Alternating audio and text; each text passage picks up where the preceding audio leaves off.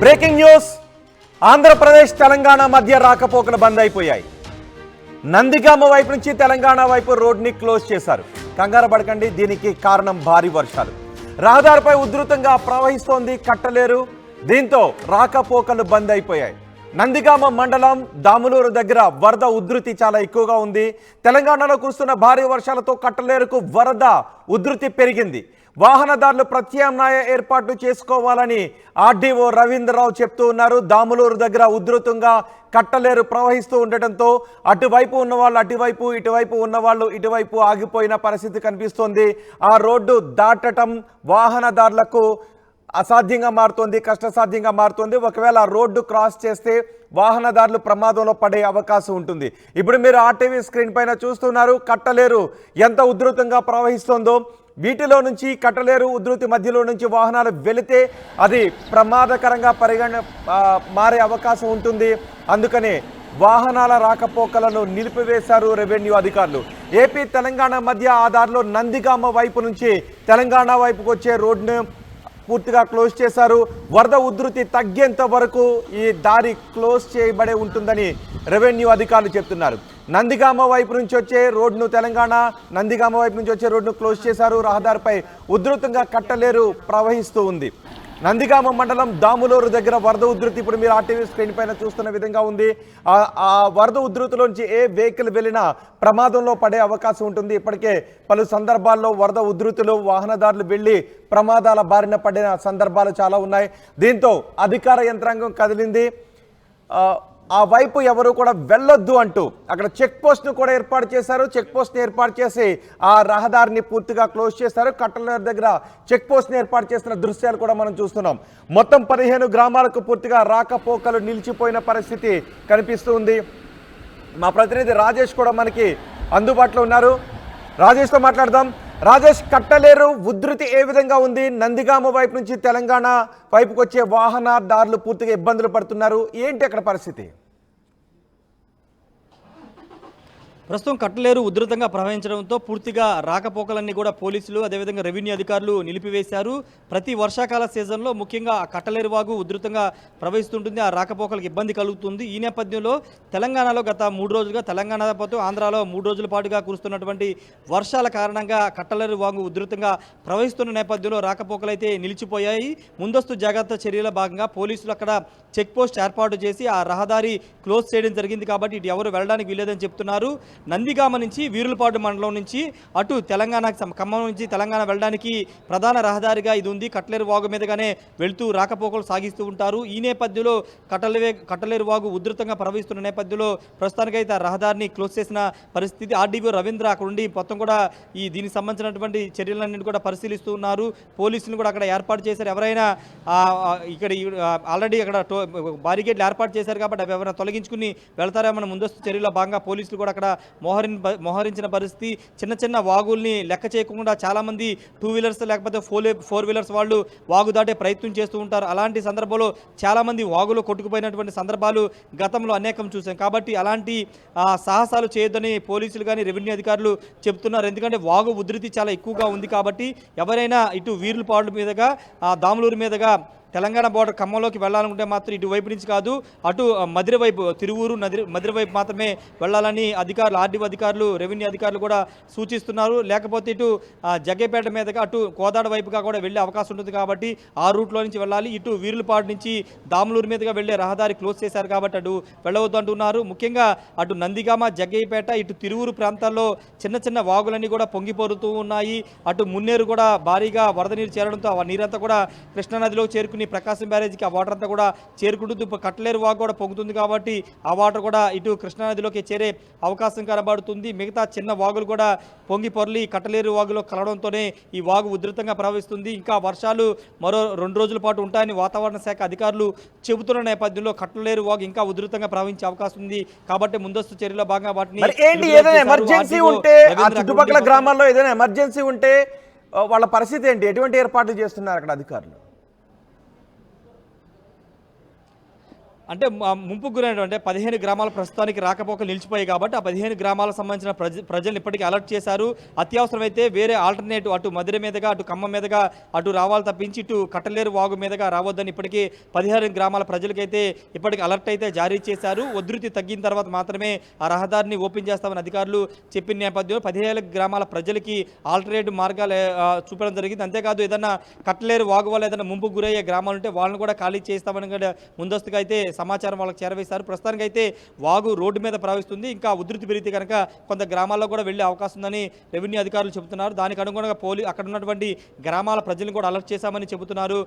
రోహిత్ ఏదేమన్నా అటు ఎన్టీఆర్ జిల్లా కలెక్టర్తో పాటు రెవెన్యూ అధికారులు కూడా ఇటు కట్లేరు వాగు మునేరు వాగు సంబంధించి ఎప్పటికప్పుడు పర్యవేక్షణ చేస్తున్నారు. వరద ఉధృతి పెరిగితే కనుక ఖాళీ చేసే గ్రామాల మీద కూడా ఇప్పటికీ అలర్ట్ అయితే జారీ చేశారు. రోహిత్ రైట్ రాజేష్, ఆంధ్రప్రదేశ్ తెలంగాణ మధ్య నందిగామ వైపు నుంచి రోడ్డు క్లోజ్ చేయడంతో రాకపోకలు నిలిచిపోయాయి.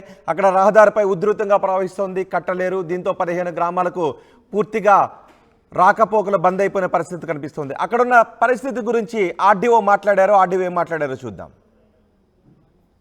ఈరోజు మనం దాములూరు కట్లేరు వాగు దగ్గరికి వచ్చాము. ఇది వైరా నుంచి కనెక్షన్ ఉంది దీనికి. ఇది మన నందిగామ మండలం వీరులపాడు మండలం మధ్యలో కరెక్ట్గా ఉంది. ఇది ఇక్కడ యువతల దాములూరు, అవతల పల్లంపల్లి. ఈ రెండు వీరులపాడు తర్వాత కొంత భాగం ఇటు నుంచి తెలంగాణ కూడా వెళ్ళే రాకపోకలు కూడా దీని మీద సాగిస్తున్నారు. అయితే ఈ పైన వర్షం బాగా పడుతుండతోటే ఈ రివర్కి ఈ కట్లేరుకి బాగా వరద వచ్చింది. దీన్ని చూడటానికి ఈరోజు పరిశీలించడానికి వచ్చాం. ఇక్కడ ఏంటంటే పబ్లిక్ నైటు తెలియకుండానే వెళ్ళిపోతారేమని చెప్పేసి మనం అక్కడ ఒక 1/2 కిలోమీటర్ ముందరే వాళ్ళని పోలీసుల వారి సహకారంతో అక్కడ మొత్తం ఆపడం జరిగింది. దాని తర్వాత కూడా అది మళ్ళీ దాన్ని బ్రేక్ చేసుకుని వస్తారంటే సెకండ్ అబ్స్ట్రక్షన్ కూడా పెట్టడం జరిగింది. అంటే ఎట్టి పరిస్థితుల్లోనూ ఇటు రాకపోకలు చేయొద్దు, ఇది తగ్గే వరకు అని చెప్పడం. తర్వాత విలేజ్లో ఉన్న సర్పంచ్ గారితో ఇప్పటి వరకు మాట్లాడటం జరిగింది. ఆయన కూడా వచ్చారు. ఆయన కూడా విలేజ్లో కూడా మీరు ఎవరిని ఇటు పంపించొద్దు అని చెప్పేస్తే ఆయన కూడా గ్రామస్తులకు తెలియజేస్తామని చెప్పడం జరిగింది. ఇలాగే ఏంటంటే ఈ ఫ్లోటింగ్ తగ్గే వరకు మాత్రం ఇక్కడ రాకపోకలను నిషేధిస్తున్నాము. నిన్నట 2 డేస్ బ్యాక్ నుంచి ఇది ఇలా జరుగుతుంది. ఇది తగ్గిన తర్వాత మళ్ళీ యాజ్ ఇట్ ఈజ్గా పునరుద్ధరించడం జరుగుతుంది. అలాగే ఇప్పుడు దీని మీద బ్రిడ్జ్ ఒక 10 ఇయర్స్ బ్యాకే కట్టడం జరిగింది. ఇది ఏదైతే అప్రోచ్ రోడ్డు ఉందో ఈ approach road land issue dispute కోర్టులో ఉండడం వల్ల ఇది ఇలా ఆగిపోయింది. ఇది కూడా అసలు అది ఎంతవరకు వచ్చింది అనేది కూడా ఒకసారి వెరిఫై చేసి ఇది ఎక్కడ పెండింగ్ ఉంది, ఏ కోర్టులో పెండింగ్ ఉంది అనేది ఒకసారి వెరిఫై చేసి దాన్ని కూడా యాజ్ ఎర్లీ యాజ్ పాసిబుల్ మనం దాన్ని పరిష్కరిస్తే ఈ ప్రాబ్లం కూడా పబ్లిక్ లేకుండా ఉంటుందని చెప్పి మేము ఇక్కడికి వచ్చిన తర్వాత డిస్కస్ చేయడం, విలేజర్స్ నుంచి కూడా కొంత ఒపీనియన్ తీసుకుని అసలు ఏం జరిగింది అనేది తీసుకోవడం జరిగింది.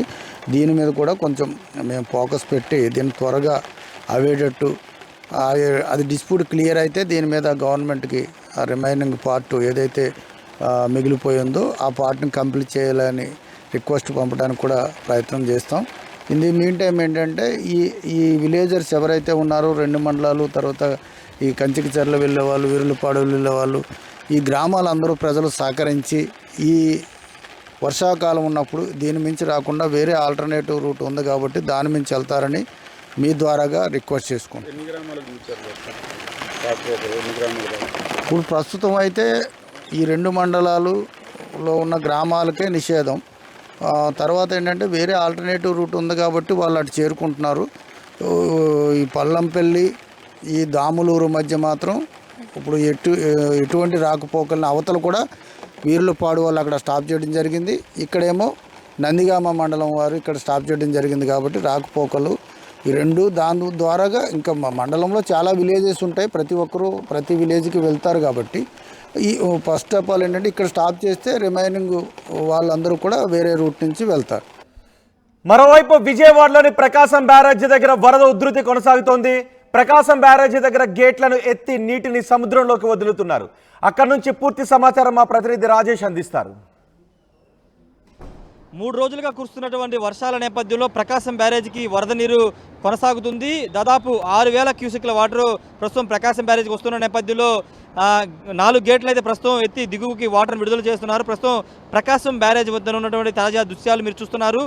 4 గేట్లని 2 అడుగుల మేర ఎత్తి సముద్రంలోకి నీటిని అయితే విడుదల చేస్తున్నారు. ప్రకాశం బ్యారేజీ నిల్వ సామర్థ్యం 12 అడుగులు ఉన్న నేపథ్యంలో దానికంటే అధికంగా వాటర్ వస్తున్న నేపథ్యంలో వాటర్ని ఒక 2,900 క్యూసెక్ల వాటర్ని 4 గేట్లు ఎత్తి దిగువకి సముద్రానికి విడుదల చేశారు. ఈ నేపథ్యంలో వాటర్ అంతా కూడా సముద్రంలోకి వెళ్తున్న దృశ్యాలు మీరు చూస్తూ ఉన్నారు.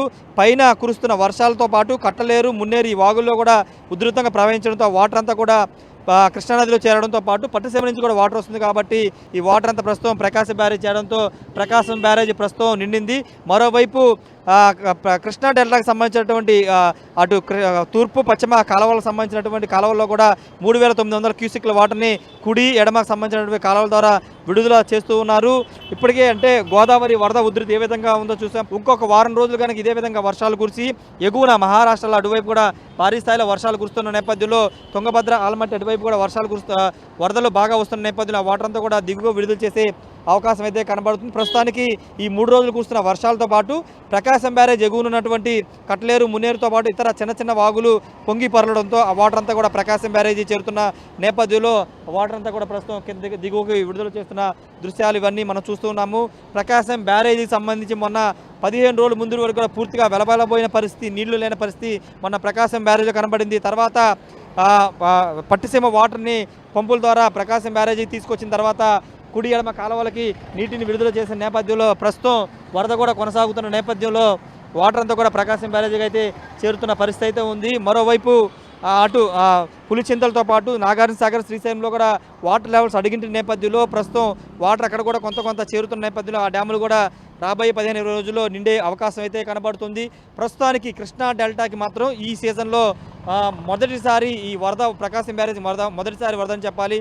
ఎందుకంటే గత ఏడాది కూడా భారీగానే వరదలు వచ్చాయి. కాకపోతే జూన్ నెలలోనే వర్షాలు వస్తాయనుకుంటే కానీ జూలై నెలాఖరికి ఈ వర్షాకాల సీజన్లో మొదటిసారి ప్రకాశం బ్యారేజీ గేట్లు ఎత్తడం అనేది మొదటిసారి జరిగింది. రాబోయే రోజులు ఇంకా వరద ఉధృతి పెరిగితే కనుక ఇంకా వాటరే కిందకి విడుదల చేసే అవకాశం అయితే కనబడుతుంది. ప్రస్తుతం కృష్ణా డెల్టాకి ఎలాంటి ఇబ్బంది లేకోకుండా నీటిని అయితే విడుదల చేస్తున్నారు. సాగుకు సంబంధించినటువంటి నీటిని అయితే కుడి ఎడమ కాలువల ద్వారా విడుదల చేస్తున్నారు. 6,000 క్యూసెక్ల వాటర్ అయితే ప్రకాశం బ్యారేజీలోకి వచ్చేరుతుంది. ఒకసారి మనం ప్రకాశం బ్యారేజీని చూస్తున్నాము. మొత్తం నిండుకుండలాగా మనకు కనబడుతుంది. ఇంతకు ముందు చూస్తే కనుక మొత్తం కూడా వాటర్ లెవెల్స్ అని పడిపోయిన పరిస్థితి, దాదాపుగా చాలా వరకు నీటి నిల్వ సామర్థ్యం తగ్గిపోయిన నేపథ్యంలో ఇప్పుడు వర్షాలు పైగా చిన్న చిన్న వాగులన్నీ కూడా ప్రకాశం బ్యారేజీలో చేరడంతో పూర్తిగా నిండుకుండలాగా ప్రకాశం బ్యారేజీ కనబడుతుంది. దాదాపు 3 టీఎంసీల పైగా నిల్వ సామర్థ్యం కలిగినటువంటి ఈ ప్రకాశం బ్యారేజీ సంబంధించిన అంశంలో ఇంకా రాబోయే రోజుల్లో భారీగా వరద వచ్చే అవకాశం అయితే కనబడుతుంది. ఏదేమైనప్పటికీ కొంత రైతులకు ఇది కొంత ఆశాజనకంగా ఉంటుందని చెప్పాలి. ఎందుకంటే ఒకవైపున వర్షాలు విస్తారంగా పడుతుండటంతో పాటు డ్యాముల్లోకి నీరు వచ్చి చేరుతుండటంతో ప్రకాశం బ్యారేజ్తో పాటు పైన పులిచింతల, నాగార్జున సాగర్, శ్రీశైలం ఇలా అన్ని డ్యాముల్లోకి వరద నీరు చేరడంతో సేద్యానికి సంబంధించి వ్యవసాయ రంగానికి కొంత ఊతమిచ్చే అవకాశం అయితే కనబడుతుంది. ఇప్పుడిప్పుడే ఇటు కృష్ణా డెల్టాలో రైతులందరూ కూడా వరి నాట్లు వేయడానికి సిద్ధమవుతున్న నేపథ్యంలో ఇప్పుడు ఈ వరదలన్నీ రావడంతో పూర్తిగా అన్ని అంటే దిగువగా ఉన్నటువంటి పొలాలన్నింటికి కూడా నీరు చేరే అవకాశం అయితే కనబడుతుంది. కెమెరా పర్సన్ ప్రసాద్తో రాయేష్ RTV ప్రకాశం బ్యారేజ్ నుండి.